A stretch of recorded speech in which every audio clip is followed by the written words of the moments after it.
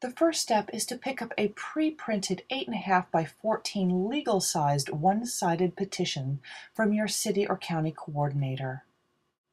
Or you can download an 8.5 by 11-inch double-sided petition from the Citizen Power Campaign website. Go to unplugthepoliticalmachine.ning.com. Click on the Petitions tab. Then scroll down to and click on Download Petitions Now. The downloadable petition is a double-sided 8.5 by 11 sheet. It must be printed or photocopied on both sides. It may not be two separate pages. The printed petition must have a minimum 1-inch margin on the top and half-inch margin on the bottom. If there is less space, the petition will be disqualified. Do not alter the size of the petition and turn off any scaling settings when you're printing the petition. You have petitions. Now it's time to gather signatures. Note that on the petition you are referred to as the circulator. Before you circulate petitions, make sure you are a registered voter in the state of California. It's imperative that we understand every portion of this petition. And from what we need to sign as the circulator to the signer portion here. Now, what they're requesting is that the person, the registered voter, prints their name, prints their entire address, and then signs it. Pay attention to the fact that these petitions must all contain signatures from the same county. The circulator does not have to be a registered voter in the county where he or she is collecting signatures. On the back of the petition, there is a request to fill in the county where the signatures were collected. Don't forget to fill that one in. In addition, keep petitions from different counties on separate clipboards. Have a different color for every county. It'll keep it organized. San Diego, Riverside County. This way, when you're sitting at the voter registration table or if you're at a busy event, you can pick it up and keep it organized. In fact, the first question you'll ask a signer is, what county are you registered to vote in? As the circulator, you will print the name of the county where the signers are registered to vote. All signers must be registered to vote in the same county. If you have someone from a different county, start a new petition.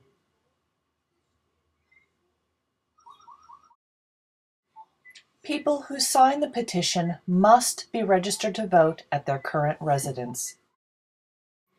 Be sure to ask signers if they have moved since they last registered to vote. If a signer needs to register to vote or re-register for a new address, have them fill out a voter registration form with you.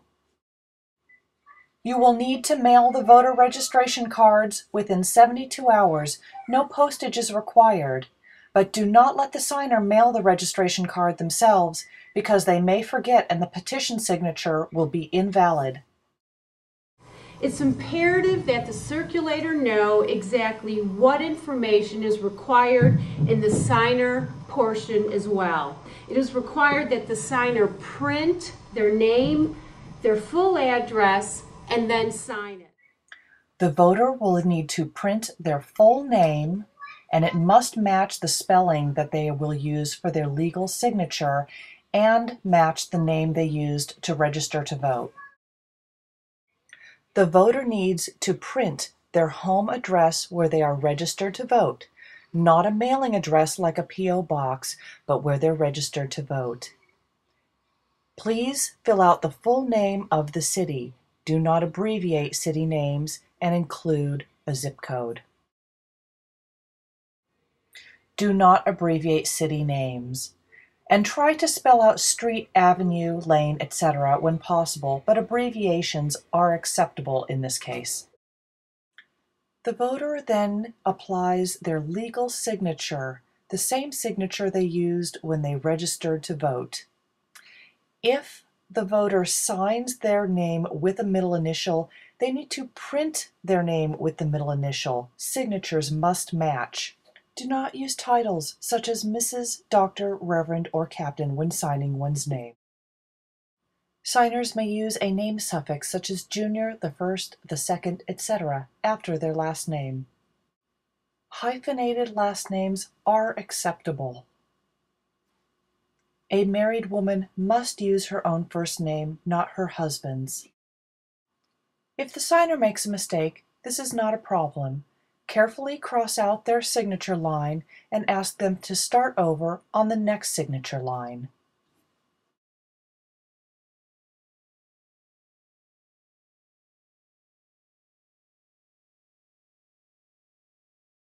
Let's begin with the declaration of the circulator, along with your address in the city where you will be collecting signatures. You'll need to sign it and date it. The best advice I can give you is not to scribble it down in a hurry. It has to be neat and complete. If a circulator's information is illegible, it could risk the validity of the entire petition. Print your legal name. This needs to match exactly the spelling of the name that you are going to sign at the end of the declaration of circulator. Print the name of the county where you live. This may be a different county than the petition you just circulated. Print your home address, including the full name of the city where you live, do not abbreviate, and include the state and zip code. Fill in the dates between which you gathered signatures for this petition.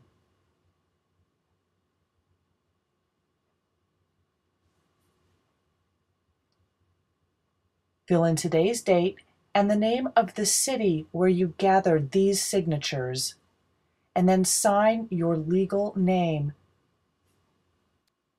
One more step. On the back of the downloadable petition, there's a small space where you need to print the name of the county where those who signed this petition live. It needs to match the county that you filled in on the front of the petition. It's imperative that we understand every portion of this petition. And from what we need to sign as the circulator to the signer portion here. Now, in addition, explain to the signer the importance of completing the petition as neatly as possible. And people cannot sign the petition for family members. Signers must complete the signature requirements themselves. To achieve a valid signature, hold the petition back from the signer. Explain the importance of completing the signature as neatly and completely as possible. Know the intent of the petition so that you can easily explain the intent of the ballot initiative.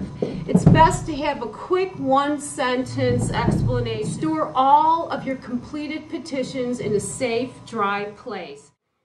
Please return signed petitions to your city or county coordinator weekly or as often as possible. To find out who your local coordinator is, email your inquiry, contact info, and location to unplugtpm@gmail.com. Or mail flat, unfolded petitions in a 9-inch by 12-inch envelope to Citizen Power Campaign, 635 East 1st Street, number 244, Tustin, California, 92780. Thank you for your participation. For more information, visit unplugthepoliticalmachine.org.